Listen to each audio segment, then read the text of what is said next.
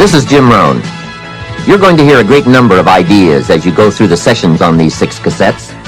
Ideas that help successful people accomplish more of their goals, achieve certain wealth, and experience greater joy and satisfaction in their lives. My hope is that you'll find a few of these ideas very useful to you right now. Unfortunately, I don't know you personally. I'm not familiar with your dreams or your problems. But fortunately for you, I don't need to be, because the ideas we'll be talking about on these cassettes are fundamentals to the art of winning. They will help you achieve your most inspiring dreams, guaranteed. They are, in fact, the 7 fundamentals for wealth and happiness. As we go through these cassettes, you'll see very clearly for yourself just how these ideas can start making a major difference in your life right away. Where did these fundamentals come from? I didn't make them up. I first discovered them when I was 25 years old, at a time in my life when I needed some new ideas to help change the direction of my life. I wasn't destitute at the time, but I certainly needed some help. I guess we could all use a little help at age 25. Let me take a minute to tell you how it happened. I had gotten off to a great start in life. I was raised in farm country in Idaho, a small community of about 5,000 people, not far from the Snake River in the southwest corner of the state, a great place to grow up. In fact, my parents still live in this small farm community. My father is 82 years old, my mother 75, and they are still healthy and doing very well, as active now as they have ever been. I'm very proud of them, and they have always been a great example for me. After graduating from high school, I went to 1 year of college, and then I decided I was smart enough, so I quit, which was one of my major mistakes. Among many major mistakes I made in those early days. But I was ambitious and willing to work hard, and figured I wouldn't have any trouble getting a job, which turned out to be accurate. So with a head full of dreams and ambitions, I started my first job. About 3 years later, I got married, made lots of promises, worked hard, and a couple of years later started a family. And at age 25, I started taking a new look at my life. My weekly paycheck amounted to the grand total of $57. I was far behind on my promises, behind on my bills, and discouraged. I was far from making the progress I thought I should have made. I was willing to work hard. That was not my problem. But it was clear that it was going to take more than hard work. And I didn't want to wind up at age 60 broke, needing assistance, like so many people I saw around me, not in the richest country in the world. So what do you do to change the direction of your life? I thought, well, I should go back to school. 1 year of college doesn't look that good on an application. But now with my family starting, going back to school seemed like a tough decision. I didn't have any money to start my own business. Money was one of my problems. I always had far too much month left over at the end of the money, if you've ever been in that position. I remember one time losing $10, and I was physically ill for 2 days over a $10 bill. Some of my friends tried to be cheerful. They said, look, maybe some poor person who needed it found it. But that was not really helpful. I must admit at that time in my life, benevolence had not yet seized me. I was the person who needed to find $10, not lose 10. So that's where I was at that time in my life, behind on my dreams, and constantly wondering what I could possibly do to change my life for the better. Well, at age 25, good fortune came my way. And many times it's difficult to explain good fortune. Why do unique things happen to you when they do? I don't know. Part of that is a mystery to me. However, my good fortune was meeting a man, a very unique and successful man. His name was Mr. Earl Schoaf. When I met him, I said to myself, I would give anything to be like him. I wonder what it would take. Well, to make a long story short, this very special gentleman took a liking to me, and a few months after I met him, he hired me, and I went to work for him. I spent the next 5 years working for him in several of his businesses, and then, unfortunately, he died. But I did get to spend 5 years with this remarkable man, And the best thing he gave me during that 5 years was not a job. The best thing he gave me was the benefit of his philosophy, the fundamentals of living successfully, how to be wealthy, how to be happy. And sure enough, his ideas worked for me. So I will always be grateful for meeting someone who made a difference in how my life worked out. I am sure if Mr. Schoaf were still alive, I would have called him one more time today and thanked him for sharing the ideas and inspiration that changed my life. For many years, I shared this philosophy for wealth and happiness with my business partners and met with equally exciting results. I am primarily a businessman, not a professional public speaker, but I have been intrigued with the challenge of trying to put into words the ideas that can make a difference in how a person's life works out. And now I have the chance to share these ideas with you. I don't claim to have all the answers on how to do well, but I do have some answers that have worked extremely well for me and thousands of others. Take these ideas and edit them all you wish. You certainly don't have to buy everything any one person says. But give me a chance. If something sounds good, try it. If it doesn't make sense, discard it. Remember, don't be a follower, be a student. All the ideas we'll discuss in these cassette sessions will stem from a group of very important key concepts. I'd like to begin this session by briefly but clearly looking at each of them. These key words are very important for us to understand if we're to get maximum value from this program and add significantly to our wealth and happiness.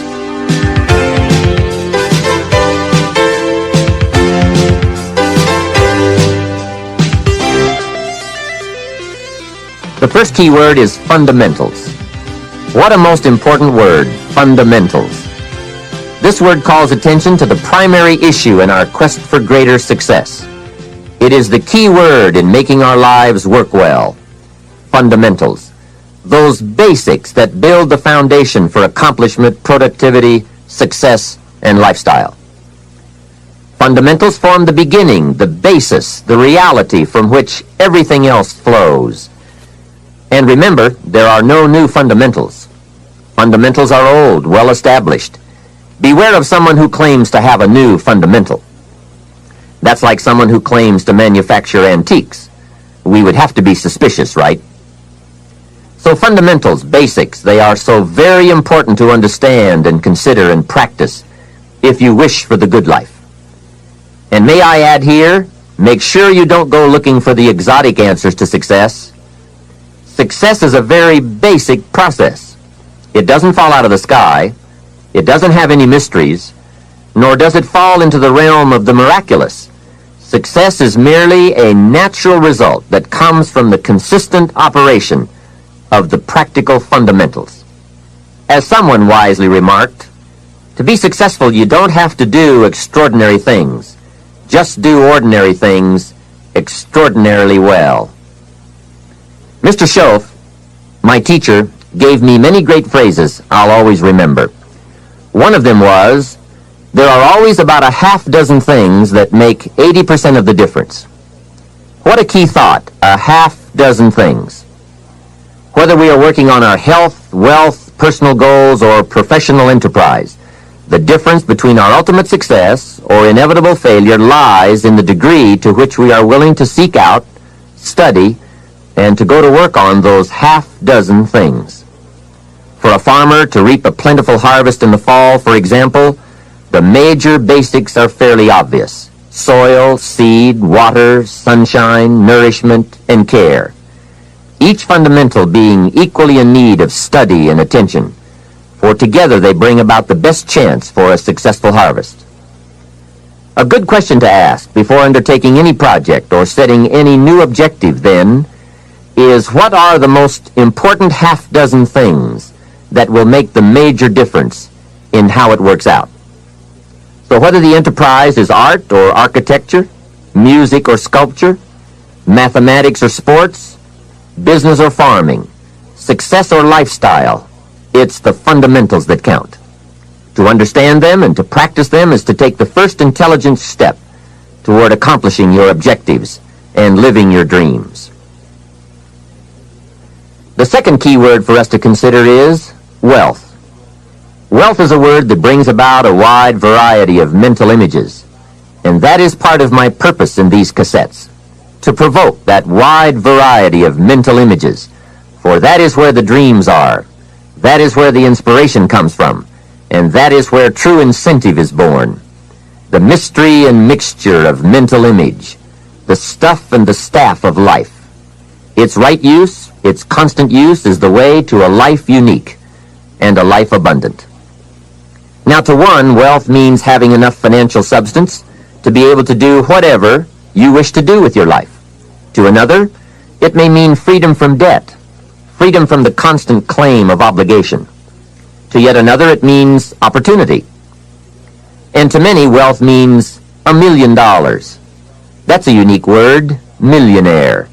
It rings of success, freedom, power, influence, pleasure, possibility, benevolence, and excitement. Not a bad mental image. Now we could talk of the wealth of experience, the wealth of friends, the wealth of love, the wealth of family, the wealth of culture. Wealth of many kinds. However, in this program, we are more specifically going to talk about wealth in the sense of financial freedom.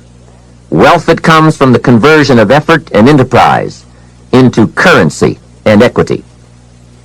For each of us, the amount of money required to be wealthy will differ. But the dream for all of us, I'm sure, is the same. Freedom from financial pressure. More freedom of choice, freedom to enjoy, and the opportunity to create and to share. Wealth, the possession of great financial resources that improves the quality of your life and gives you added dignity and expanded lifestyle. So decide for yourself what wealth means to you. Latch on to your own mental image of wealth, and let's see if the ideas I'm about to bring to you will make sense, and perhaps provide you with the inspiration to put the plan into high action, so that as the days pass, you will discover a growing sense of freedom and dignity, self-worth, substance, and lifestyle. The next key word is happiness, the universal quest. Happiness is a joy that most often comes as a result of positive activity. Like wealth, it too has a wide variety of meanings and interpretations. Happiness is both the joy of discovery and the joy of knowing. It is a result of an awareness of the full range of life, the color, the sound, the harmony. And it is the joy that comes from designing a life and practicing the fine art of living well. Happiness is being able to explore the offerings of life by perception, response, and enjoyment. Happiness is both receiving and sharing, reaping and bestowing. It is being able to feast on harmony as well as food, on ideas as well as bread. Happiness is the deliberate act to create a wider world of experience and awareness. Happiness is having a handle on disappointment.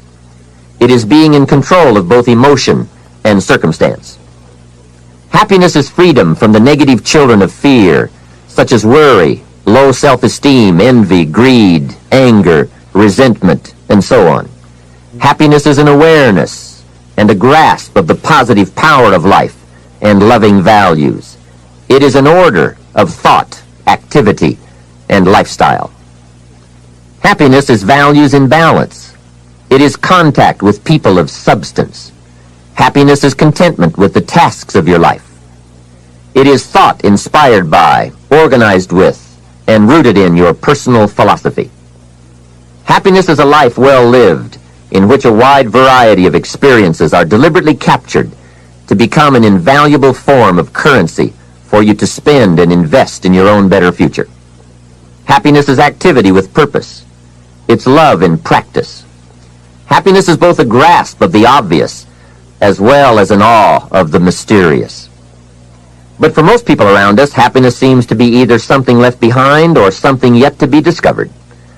Like all the good things in life, happiness is elusive by nature, but not impossible to capture. A major key for bringing joy into our lives lies in the next word we shall briefly examine: discipline. If there is a magic word that stands out above all the rest, this is the one: discipline. And in this program, you'll discover how positive this word is. Discipline is the bridge between thought and accomplishment, the bridge between inspiration and value achievement, the bridge between necessity and productivity. Remember, all good things are upstream. The passing of time takes us adrifting, and drifting only brings us the negative, the disastrous, the disappointment, and the failure. Failure is not a cataclysmic event. It is not generally the result of one major incident, but rather a long list of accumulated little failings. Failing in life is failing to think today, failing to act today, failing to care, to strive, to climb, to learn, to keep trying day by day. If your goal requires that you write 10 letters today and you write only 3, you are down 7 letters. If you want to make 5 calls and you only make 1, you are down 4 on calls. If your plan calls for saving $10 today and you save none, you're down $10 today. Now the danger is looking at an undisciplined day and concluding that no great harm has been done. It doesn't seem like such a bad day. But add up these days to make a year, and then add up those years to make a lifetime, and perhaps you can now see how repeating today's small failures can easily turn your life into a major disaster. Success, on the other hand, is just the same process in reverse. If you plan to make 10 calls and you end the day making 15, now you're up 5 calls. If you then get up a few on letters, move up the savings numbers, you can see what a massive difference it could make in a year, and what wealth and accomplishment awaits for a lifetime. Discipline is like a set of magic keys that unlocks all the doors of wealth, happiness, sophistication, culture, high self-esteem, pride, joy, accomplishment, satisfaction, and success.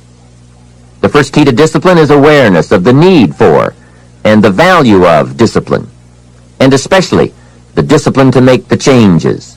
What will it take? What must I do? And what must I become to get all I want from my life? The second key is the willingness. More than that, the eagerness to maintain your new discipline deliberately, wisely, consistently. And the third key to discipline is the commitment to master the circumstances of your daily life, to see and harness the opportunities to make something of the sun and the rain, the good as well as what comes in the guise of misfortune. Discipline does many things, but most important of all is what it does for you. It makes you feel better about yourself. Even the smallest discipline can have an incredible effect on your attitude. And the good feeling you get, that surging feeling of self-worth that comes from starting a new discipline, is almost as good as the feeling that comes from the accomplishment of the discipline. Second, a new discipline immediately alters your life direction. You don't change destinations immediately. That is yet to come. But you can change direction immediately. And direction is very important. Third, discipline cooperates with nature. Everything strives. It is a common life function. How tall will a tree grow? As tall as it can. Everything strives to become all it can possibly be. And that striving to become is what discipline is all about. Disciplining ourselves to fulfill our natural potential to become all that we can be. And finally, discipline attracts opportunity. Opportunity is always looking for ambition and skill in action. Discipline taps the unlimited power of commitment. The human will in action, driven by inspiration, enticed by desire, tempered by reason, guided by intelligence, can bring you to that high and lofty place called the good life. Discipline, those unique steps of intelligent thought and activity that put a lid on temper and a faucet on courtesy, that develop positive and control negative, that encourage success and deter failure, that design lifestyle and control frustration, that enhance health and curb sickness, that promote happiness and manage sadness. Discipline, the start and the continuing process that brings all good things. And remember, anyone can start the process. It's not if I could, I would. It's if I would, I could. If I will, I can. So start the new process. You can begin a new habit no matter how small it is. Small isn't important. Whether or not you start and whether or not you continue are all that is important. And don't be deluded by an affirmation. Only affirm what you are truly prepared to do. Many of us delude ourselves with our words into believing that we're making changes and making progress, when in fact our daily activity is taking us in the exact opposite direction of our affirmations. Why would you walk in the opposite direction of your dreams? The man dreams of wealth and walks daily towards certain financial disaster. The man wishes for happiness and thinks the thoughts and commits the acts that take him to certain despair. So to have a prosperous life, start a prosperity plan. To become wealthy, start a wealth plan. Remember, you don't have to be wealthy to have a wealth plan. A person with no means can have a rich plan. If you are ill, start a health plan. If you don't have energy, start an energy plan. If you don't feel good, start a feel-good plan. If you're not smart, start a smart plan. If you can't, start a can plan. If you haven't, start a have plan. Anyone can.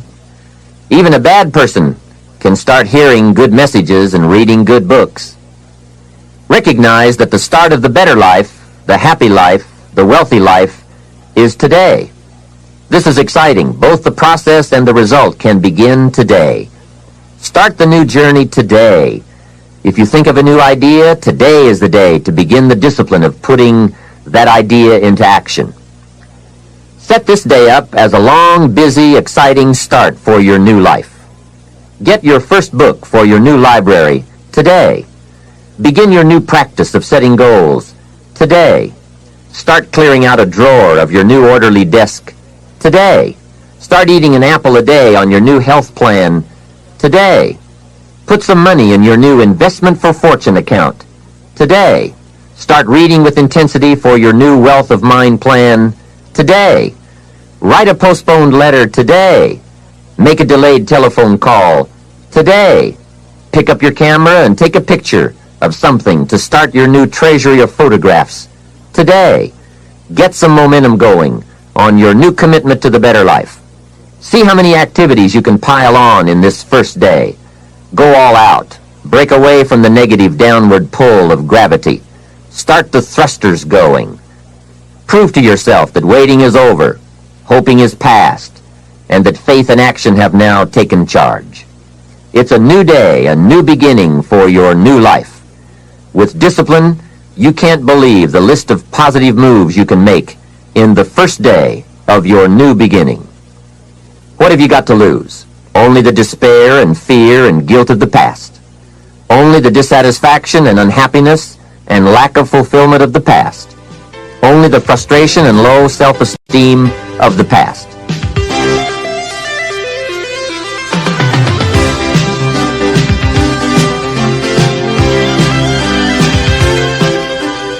Take great pleasure in assisting in your own new birth, no matter how successful you may already be. Now I offer you the next challenge. Make this new first day a part of the week of new beginnings. See how many things you can continue and start in this week of new beginnings. Then make it the first month of the new beginnings.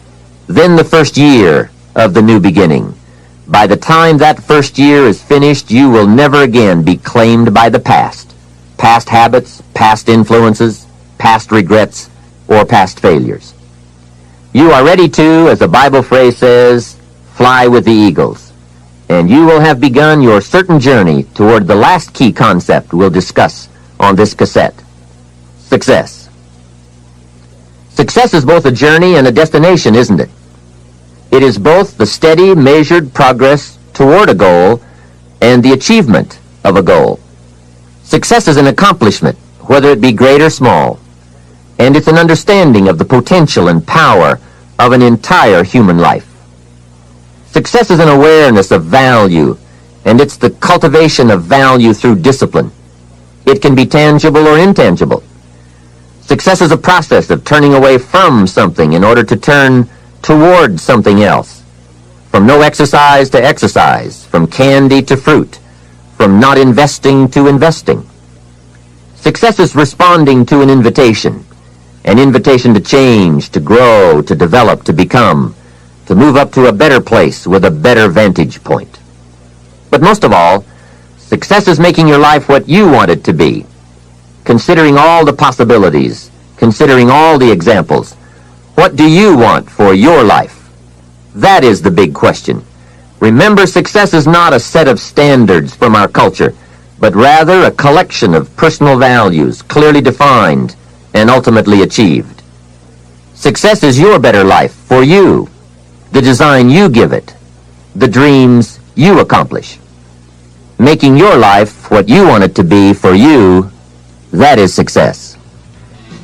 All right, with that overview of some of the key concepts we'll explore in this program, let's begin the further development of your success by looking at the art of properly selecting and setting goals. I think you'll hear a couple of thoughts you've never heard before. Of all the things that changed my life for the better most quickly, it was learning how to set goals. And mastering this unique process can have a powerful effect on your life too. One morning at breakfast, shortly after I met Mr. Shelf, he asked me if he could see my current list of goals. He said, "Let me see your list of goals, and let's go over them and talk about them. Maybe that's the best way I can help you right now." And I said, "I don't have a list." He said, "Well, is it out in the car or at home somewhere?" I said, "No, sir. I don't have a list anywhere." He said, "Well, young man, that's where we better start." Then he added, "If you don't have a list of your goals, I can guess your bank balance within a few $100s, which he did, and that got my attention. I said, "You mean that if I had a list of goals, that would change my bank balance?" He said, "Drastically." That day I became a student of how to set goals, and sure enough, when I learned how, my whole life changed. My income, my bank account, my personality, my lifestyle, my accomplishments. So I'd like to share with you the best I have learned and practiced on goal setting. First of all, I'd like to say that we are all affected by 5 factors. The first is environment. The second is events.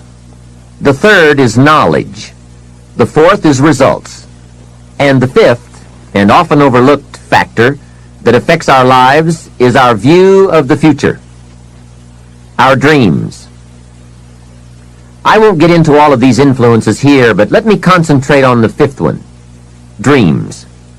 Of all these 5 influences, make sure your dreams are the greatest influence on your daily decisions and activities. Put another way, make sure that the greatest pull on you is the pull of the future. For your dreams to greatly influence you, for the future to pull you, your future must be well planned. There are 2 ways to face the future. One is with apprehension, the other with anticipation. Guess how many people face the future with apprehension? Why? They don't have it well designed. And without really thinking about it, they have probably bought someone else's view of how to live. You will face the future with anticipation when you have planned a future you can get excited about, when you have designed your future results in advance. In this way, the future will capture your imagination. It will exert an enormous influence on you. And to design your future, you must have goals. Well-defined goals are like a magnet. They pull you in their direction, and the better you have defined them, the better you have described them, the harder you work on them, the stronger they pull. And they pull you through all kinds of difficulties, too. Without goals, it is easy to let life deteriorate to the point where you're just making a living. It is not difficult to get trapped by economic necessity and settle for existence rather than substance. We all have a choice. We can either make a living or design a life. Mr. Shelf said to me, "I don't think your current bank balance is a true indicator of your level of intelligence." I was happy to hear that. He said, "I think you have plenty of talent and ability, and that you're much smarter than your bank balance indicates." And that turned out to be true. I was much smarter. My question to him was, then why isn't my bank balance bigger? And he said, you don't have enough reasons for accomplishing great things. If you had enough reasons, you could do incredible things. You have enough intelligence, but not enough reasons. That's the key. If you had enough reasons. In my years of study, I've also discovered this. Reasons come first, and answers come second. Life has a strange way of hiding all the answers and disclosing them only to people who have been inspired to look for them, who have reasons to look for them. Put another way, when you know what you want, and you want it badly enough, you will find ways to get it. The answers, the methods, the solutions will become evident to you.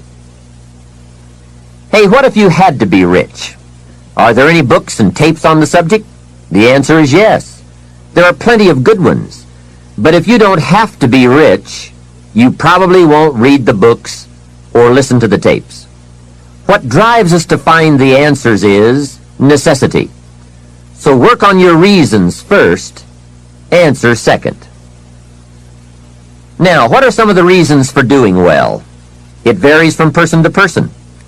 I'm sure that if you did a little soul searching, you could come up with a fairly strong list of reasons why you want to accomplish great things. There are personal reasons, sometimes uniquely personal reasons. Some people do well for the recognition. Some do well because of the way it makes them feel. They love the feeling of being a winner. That's one of the best reasons. I have some millionaire friends who keep working 10 to 12 hours a day, making more millions. And it's not because they need the money. It's because of the joy, pleasure, and satisfaction that come to them from being constant winners. To them, money is not their main drive. It's not the money. It's the journey. Once in a while, someone says to me, if I had $1 million, I'd never work another day in my life. Hey, that's probably why the good Lord sees to it that he doesn't get his million. Because he just quit. Family is another reason, or motivator for doing well. Some people do extremely well because of other people. And that's a powerful reason. Sometimes we will do things for someone else that we would not do for ourselves. We are made that way. I met a man who once said to me, Mr. Rohn, to do everything I want to do around the world with my family, I need at least $250,000 a year. I thought, incredible. Could a man's family affect him that much? And the answer is, of course. How fortunate are the people who find themselves greatly affected by someone else. It's powerful.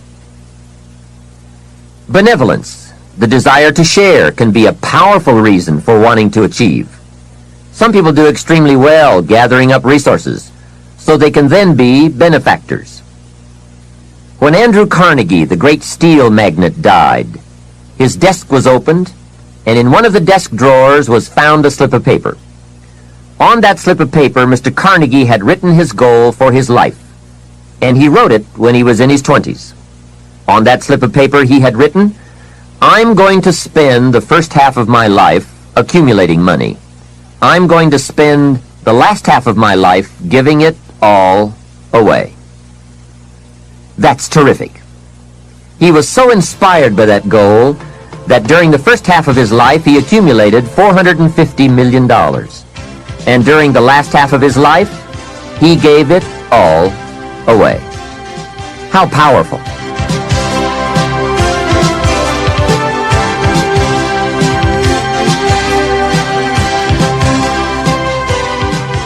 What has you turned on? What has you getting up early, hitting it hard all day, and staying up late? What has you inspired? Next question, what's got you turned off? When I found the answers to those two questions, my life exploded into change. I finally found out what negative philosophy of life I had allowed to limit me and had me turned off, and I got that cured. Then I found a long enough list of reasons to turn me on, and once the lights went on for me, at age 25, they have never gone out. I've fallen out of the sky a few times, but I've never lost that drive to do something unique with my life. Now there's another list of reasons for doing well, called nitty-gritty. Those hard little reasons that can really affect your life. Sometimes it doesn't take much of a goal to start you in a brand new life direction. I now carry a few $100s in my money clip. It's only a few $100s, but the story behind why I do it reveals one of those reasons that greatly affected me. Just before I met Mr. Schoaf, I heard a knock at my door one day. When I opened it, there was a little girl selling Girl Scout cookies, and she gave me one of the finest sales presentations I've ever heard. A special deal, several flavors, and only $2, back when you could get a lot for $2. And with a big smile, she very politely asked me to buy. And I wanted to. Big problem. I didn't have $2. And to this day, I can still clearly remember the pain and the embarrassment. I was a father, I had been to college, I was working, and I didn't have $2. Now, since I didn't want to tell her that, I did what I thought was next best. I lied to her. I said, "Hey, I've already bought lots of Girl Scout cookies. I've still got plenty stacked in the house." Now, that wasn't true, but it seemed to get me off the hook for the moment. She said, "That's wonderful, sir. Thank you very much." And she went away. After she had left, I closed the door, and that was the day I said, "I don't want to live like this anymore." I've had it with being broke, and I've had it with lying. I've had it with being embarrassed over not having any money in my pocket. I promised myself that day that this would never happen again. I picked a day and an amount, and I said, "I'll never carry less." It was one of those reasons that still affects my life after all these years. So I now carry a few $100s in my money clip. I do that for two reasons, I guess. One reason is the way it makes me feel. That special feeling of having plenty. Mr. Schoaf said to me, "The first $500 you earn, put into your pocket, not in the bank. It feels much better in your pocket than it does in the bank." I've found that's true. But I also carry plenty in case I bump into another Girl Scout who's selling cookies. I'm ready. I remember walking out of the bank one day in Northern California where I lived at the time, and there were two little girls selling candy right outside the bank for some girls' organization. The first little girl walked up to me and said, "Mister, would you like to buy some candy?" I said, "I probably would. What kind is it?" She said, "It's almond roca." I said, "That's my favorite." She said, "Wonderful." I asked, "How much is it?" She said, "It's only $2. I thought, it couldn't be. Still $2 after all these years? I couldn't help remembering the Girl Scout and the cookies. I said, "How many boxes of that candy have you got?" She said, "I've got 5.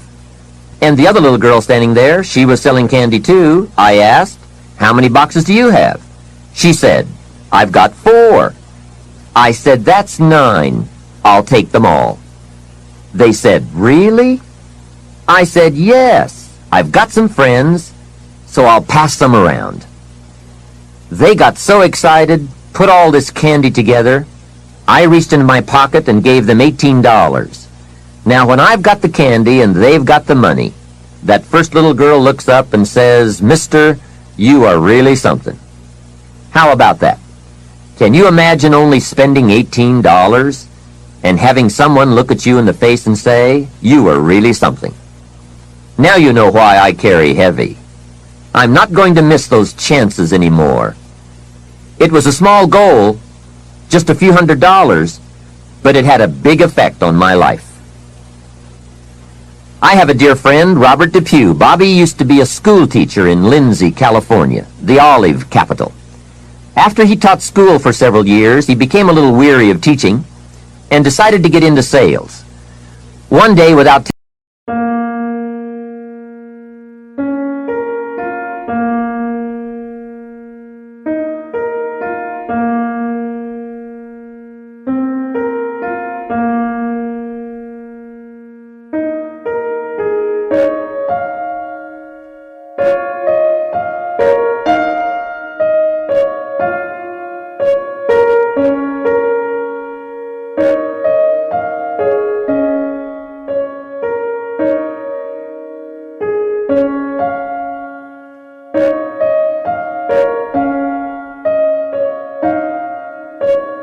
you.